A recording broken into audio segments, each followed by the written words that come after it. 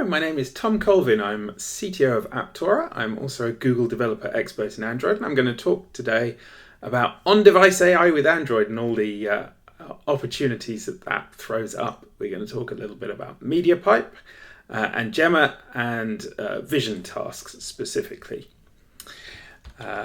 So here is specifically what we're going to be looking at. So we'll talk a little bit about on-device AI in general. Why would we want to do that? What's the point in on-device AI when there's big servers running, for example, Gemini, out there in the cloud?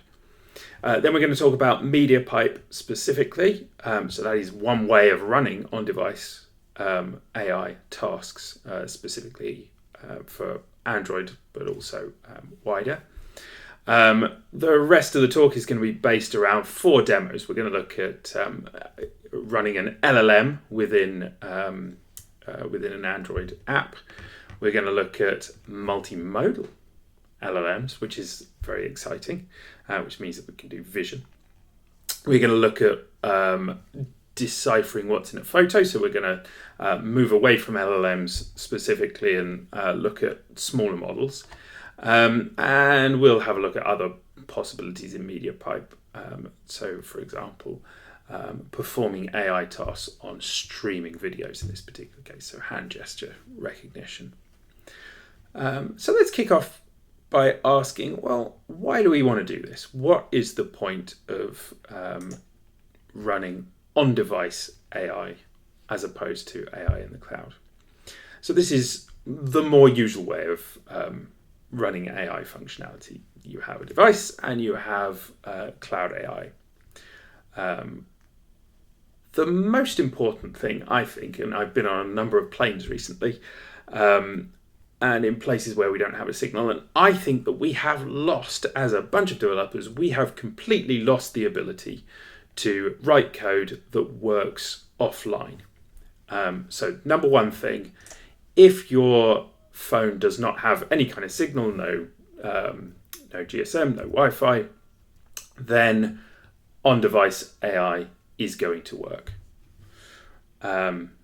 Whereas going off to the cloud obviously won't. The second important thing is that cloud AI, in volume at least, can be very expensive. You pay per token, and if you've got tens of thousands, hundreds of thousands, millions of users, then that can be very, very expensive indeed. And thirdly, we've got the issue that we have to trust our cloud AI providers. There is no encryption afforded us when we're talking about AI, because the server has to be able to read the text that you're sending it, and the server generates the text. I'm talking in an LLM sense here, but it could be pictures that you're sending. It could be anything. Those have to be sent in a way. They could be end-to-end encrypted, but they have to be sent in a way that cloud AI function can read it. So we have a privacy issue potentially for our users here, where if we could process that stuff on the device, we wouldn't have to trust our third-party provider. So if we have cloud AI, then the app needs an internet connection to function. It is potentially expensive, certainly in volume, and the user's data leaves their device, and you're sharing it with a third party. What about, is there always an on-device option? Well, no, there is not. So sometimes the AI model that you're working with is just way too big to fit on the phone. These server farms out there have vast amounts of hardware, way outpowering what even your desktop PC at home. So sometimes just way too big. And kind of more often than not, the model is proprietary. So providers like Google will want to maintain a way of getting users to pay for that, and that's why they only make it available through an API. They've done all that work to generate that model, so it's got to be something that they can, a business cost that they can recoup, which is kind of fair enough. So how do we do on-device AI? Well, we do it via MediaPipe. In this particular case, MediaPipe is a cross-platform set of libraries for performing on-device AI tasks. Let's define that a little bit. Cross-platform in this particular case means Android, iOS, and JavaScript. So it will work on the web as well as in mobile applications. It is a set of libraries. I'm going to show you a slide in a little bit that explains what I mean by set of libraries, but you'll see that there's libraries for vision tasks and audio tasks and large language model generation tasks. And it is a library for performing on-device AI tasks. So it reads in a model and it, the whole thing just powers that model. And like I say, one of those tasks is powering LLMs. So that takes us to the first demo that I would like to show you. Let's see how an LLM works. Now, LLMs are hugely important. They have they offer vast opportunities. They're good for writing reports. They can summarize emails. They can help you cheat on your homework. But I think the number one thing that LLMs are good at is writing terrible poetry. So that's what we're going to do today. And I've written an app which takes the Gemma 3 LLM, includes it in an Android app, and we can tell it to write a terrible poem. So let's choose something that is sort of suitably boring for a terrible poem, terribly boring subject. So let's say staircases. How about that? We can click generate terrible poetry. Now, this is running on a relatively high-end phone. I'll explain a little bit later, we're running the 4 billion parameter model, so this isn't the smallest one. So the first token out takes a little bit of time. But there we go, we do generate a terrible poem about staircases. Oh, staircases grand, a spiralling plight where shadows dance in fading pale light, a dizzying climb, a perilous spree towards lofty heights for you and me. Good, pretentious, terrible poem. Excellent. So, how do we do that? Well, let's have a look. I said that MediaPipe was a series of libraries, a whole bunch of libraries. The one that we're using specifically here is called Tasks-Gen AI. Again, available for all three platforms, Android, iOS, JavaScript for the web. And it is there to perform LLM inference tasks. That means it generates text responses from text inputs. And it supports the Gemma models, Google's Gemma models, out of the box. There's a guide for converting other LLMs as well. So we'll look in a moment about in Gemma in a bit more depth.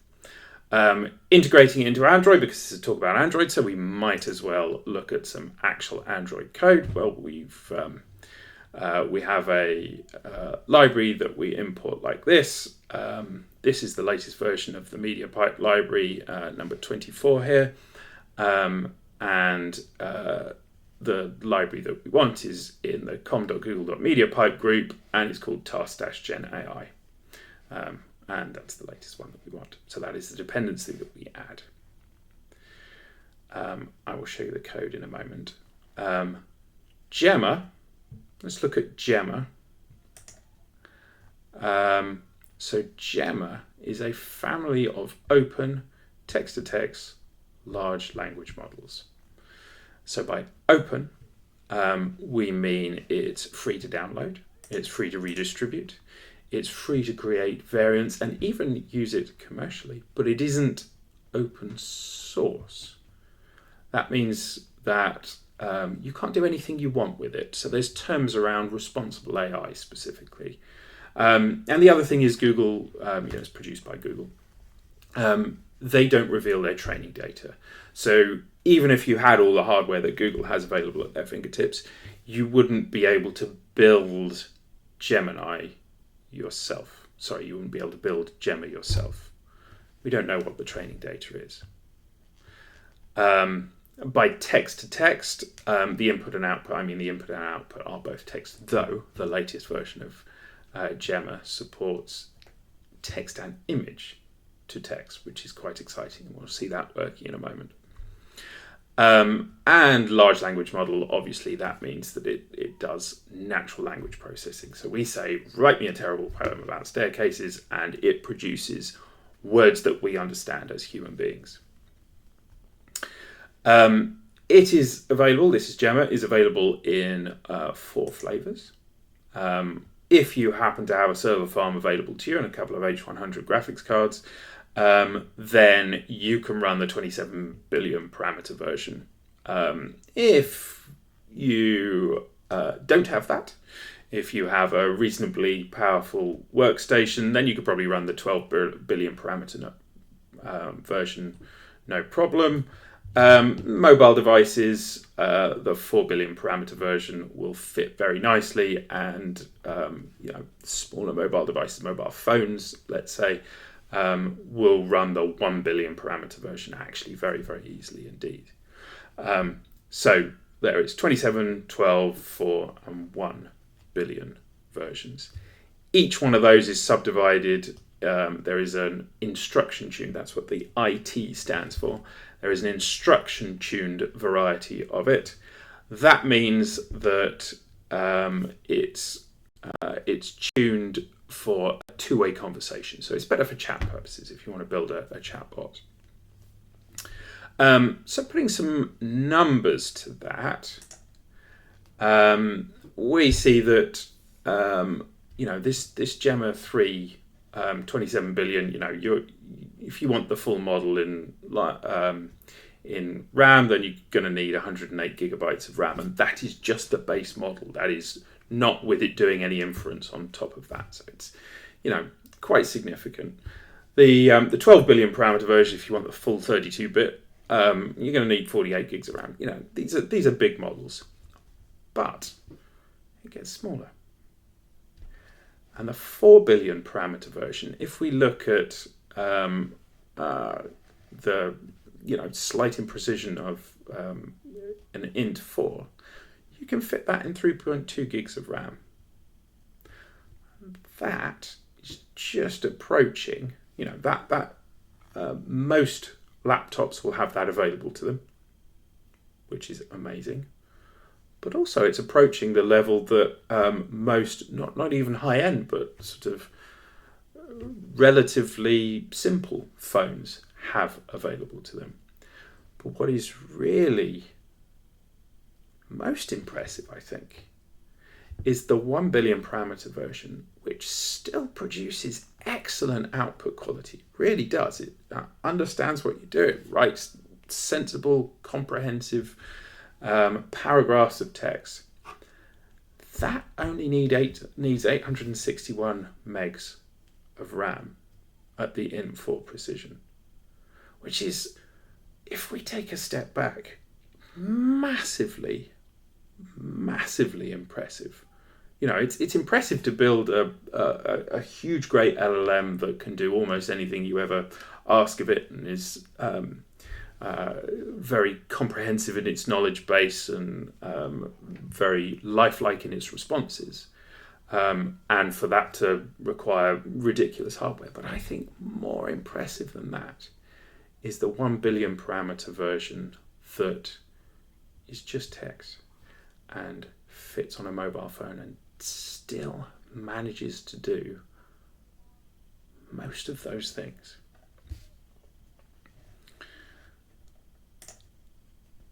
So I said we'll put some code to that. Now that we saw before how we implement, how we create how we add the libraries for MediaPipe. Now let's use those MediaPipe libraries.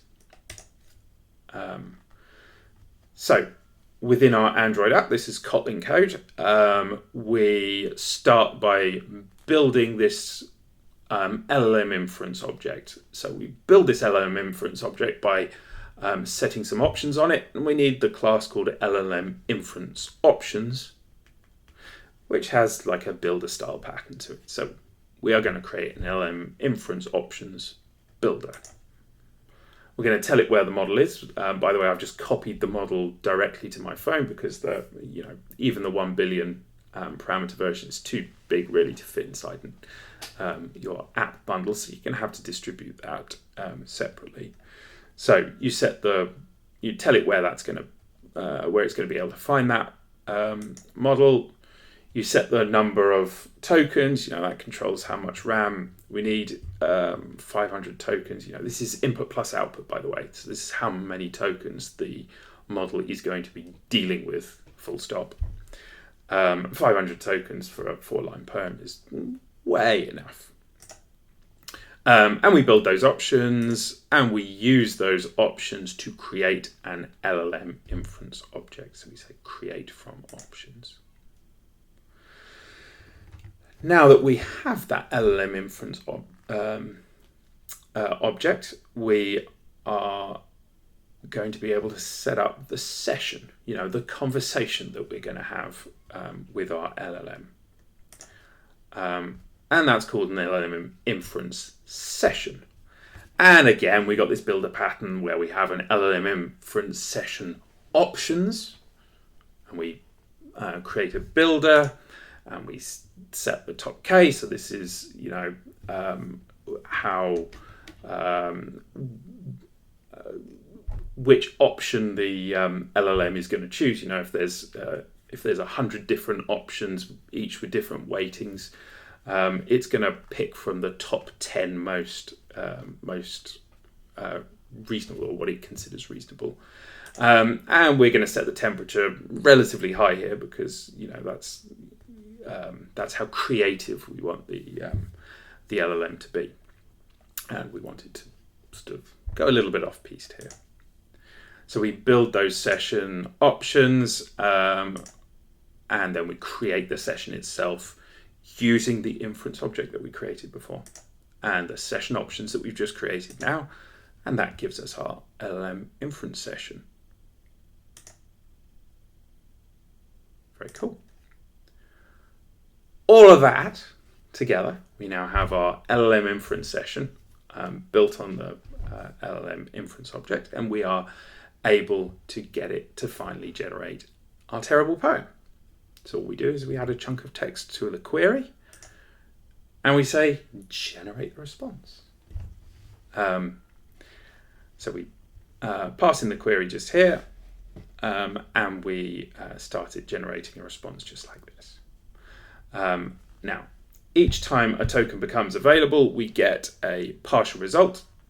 So that is the next token that comes through, and we get a Boolean value telling us whether that is the last token or not. So that's what we set to the, that's what we tell the UI is going to happen. So the partial result is the latest token, and the done is this the last token that we've got? Okay. And if you want to see my terrible poem prompt, this is what we got. Write a single verse terrible poem about this subject. We tell it has to be 4 lines long, and we tell it has to be intentionally terrible. And the reason I told it has to be intentionally terrible is because actually, without that, the poems it produced weren't bad. They weren't Wordsworth, but they were not bad at all. So we tell it, dial up the melodrama, dial up the awkward rhymes and the clunky meter and things like that. Add in some factual inaccuracy for a bit of fun. And respond only with 4 lines of the poem. So, that was text to text. What about multimodal? So multimodal is where it's not just text. There's different types of input that it can support. So what about, for example, images? and text to text. Well, it turns out that Gemma is able to do that.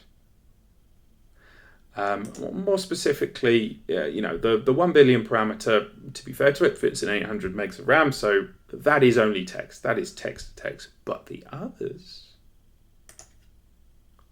are now multimodal. So that is new for Gemma 3. Gemma 2 did not have multimodal inputs in that way. So, big question. Can we write horrific poetry about something the model sees as opposed to as opposed to a prompt that we're actually typing in? Well, let's have a look at the demo.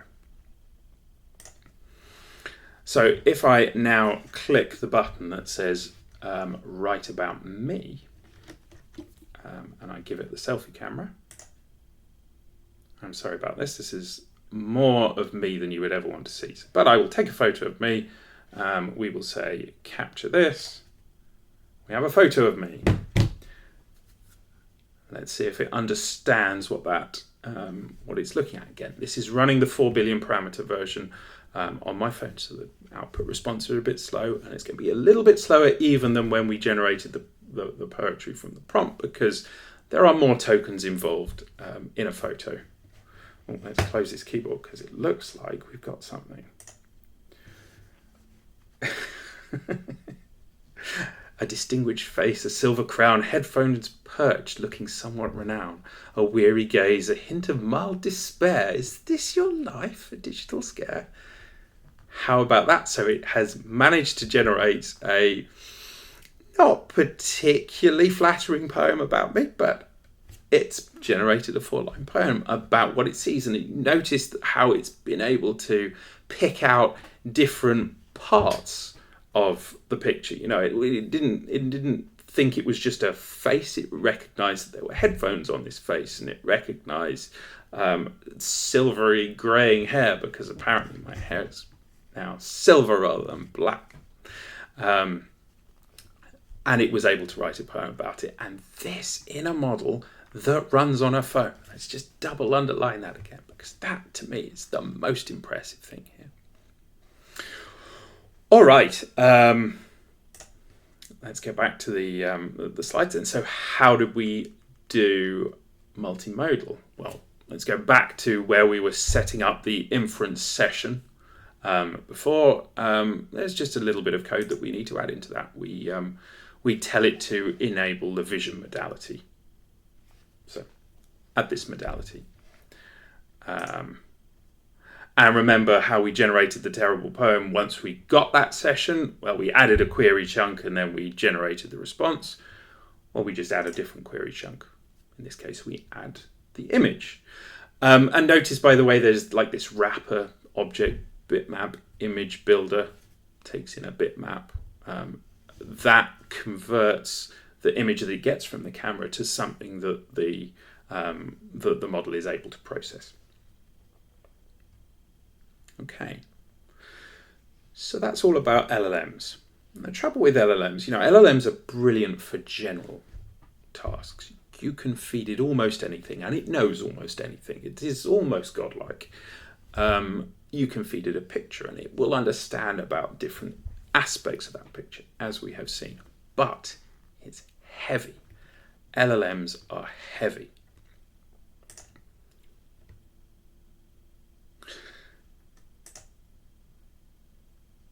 So, the benefit that we've got using MediaPipe is we're not stuck with LLMs. There are smaller models for very specific purposes that are much, much smaller. Much, much smaller than an entire LLM. Much smaller in terms of the download size, in terms of, these are files that you can easily include inside your APK if you're distributing your Android app. And they have very specific purposes.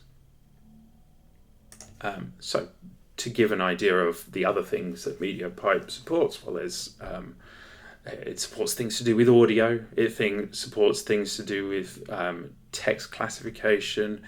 gesture recognizers, image classification. So there's these things, these phrases. Classification, that is about detecting something within something. So for example, an audio classifier would be able to detect a bird noise, perhaps within an audio file that included bird noise and a whole load of other noise, or maybe pick out speech or something like that. Image classification would be able to recognize that this is a picture of a bottle or whatever. And segmentation is about picking out exactly which pixels of an image, say for image segmentation, which pixels of the image refer to the bottle versus something else. So let's try the image classifier. We can take a photo and use the image classifier to find out what's in it. Now, let me be clear that this is nowhere near as effective at finding out what is in an image than an LLM is. It is not going to give results that this is more traditional kind of AI where it's just trained on very specific things. It's trained to recognize a door or a window or a bench or a seat or whatever. It's trained to recognize those things, and if it sees that in a photo, then it will recognize it. But its vocabulary, the number of things that it's trained on, is probably only hundreds, maybe thousands. It's not a generic opportunity. So what you would do is if you say wanted to build an app where you're using this technology to work out what food you're pointing your camera at, then you need to train it on food types. You use this kind of model, but you train it on food types. We're using Efficient Net Light, which is a good, more generic training, but it's still only got maybe a few thousand items that it can recognize. So let's take a photo, use an image classifier to find out what's in it, and then maybe write a terrible poem about it. Right. So that's demo 3, finding what's in a photo. Let's find something that we can take a photo of. We can say, take this photo using a button here. So I will take a photo of my bottle like this. And you can see it says found water bottle. It's one important thing about what we've seen just there is it found that incredibly quickly. It found that within seconds is pushing it. It actually found it in less than a second. So these models are small and light and very, very fast and good for only one thing. So yes, it found a water bottle. Let's get it to write a poem about that whilst we're talking. So small, light objects. Here we go. And here is a terrible poem about a water bottle, a plastic jewel in time and space. How beautifully put. Right. So that's what's in a photo. This uses the tasks-vision dependency. So remember, we used the LLM dependency before. This is a different dependency, still part of MediaPipe. You can see the group is still com.google.mediapipe, and we add tasks-vision.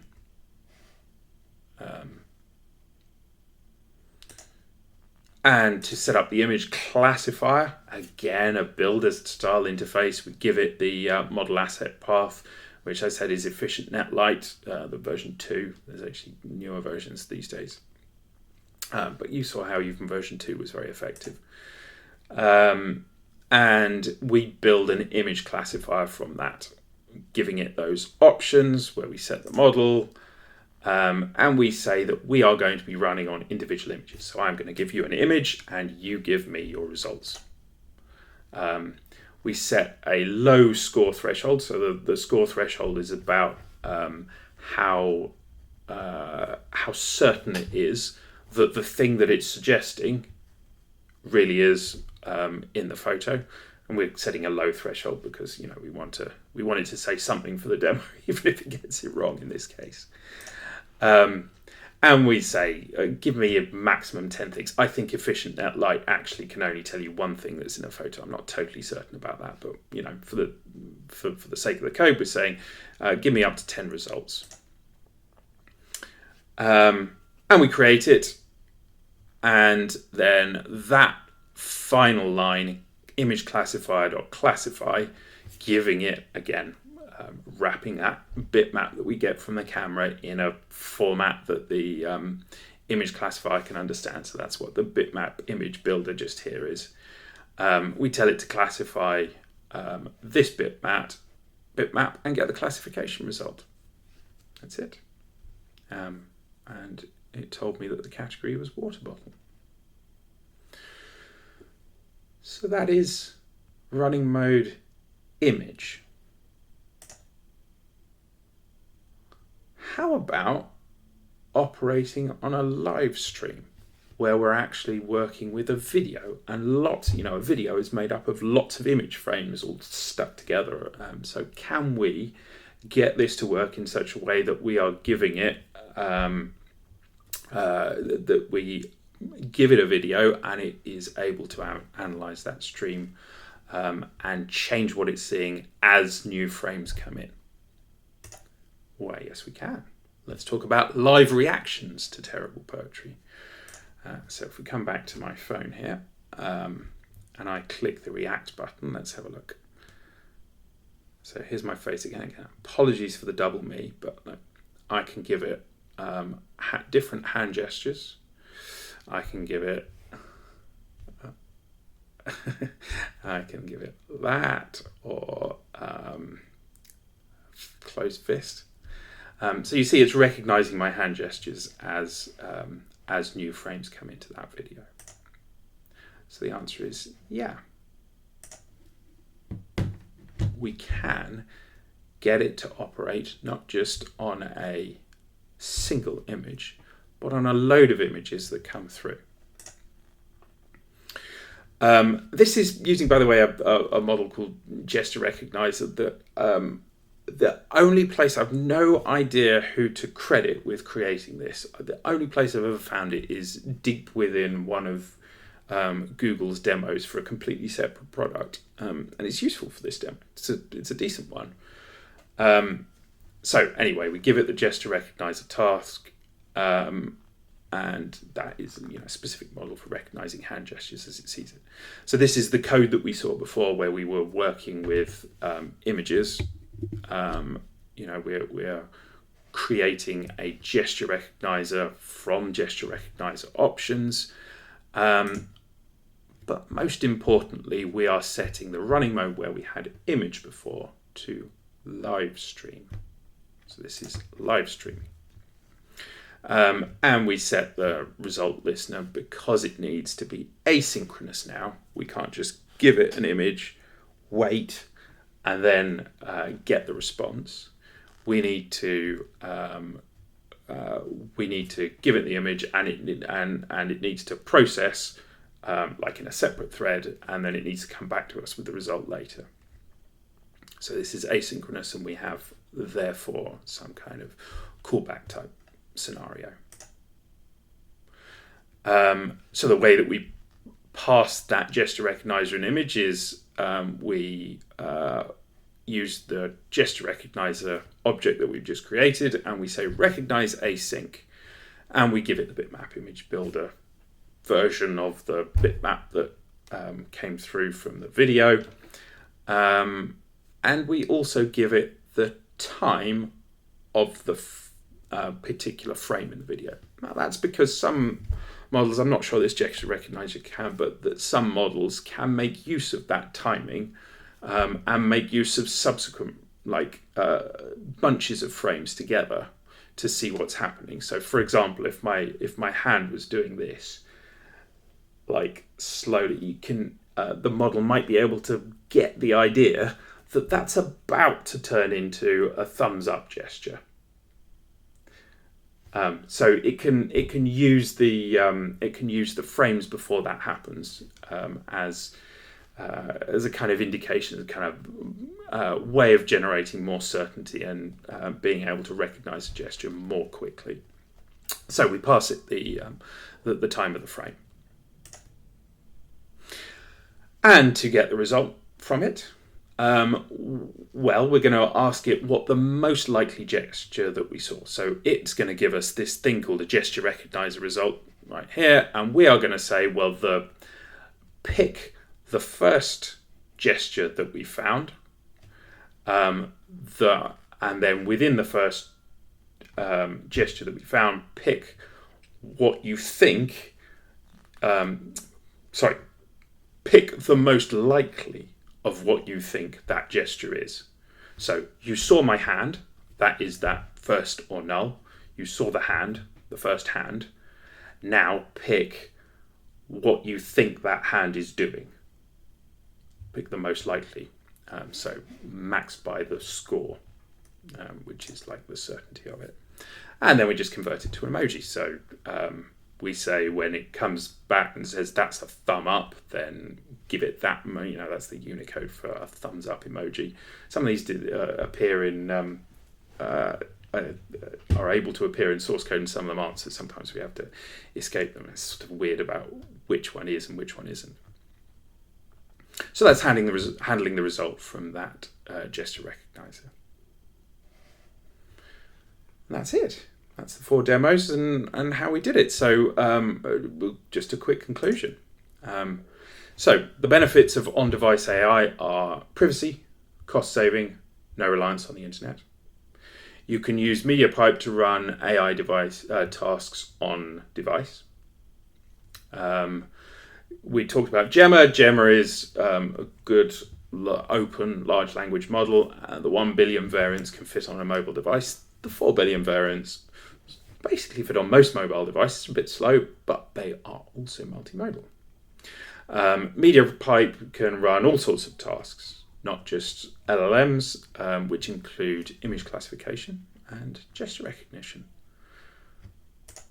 Thank you very much for listening. Thank you for coming. I hope that's been a useful talk.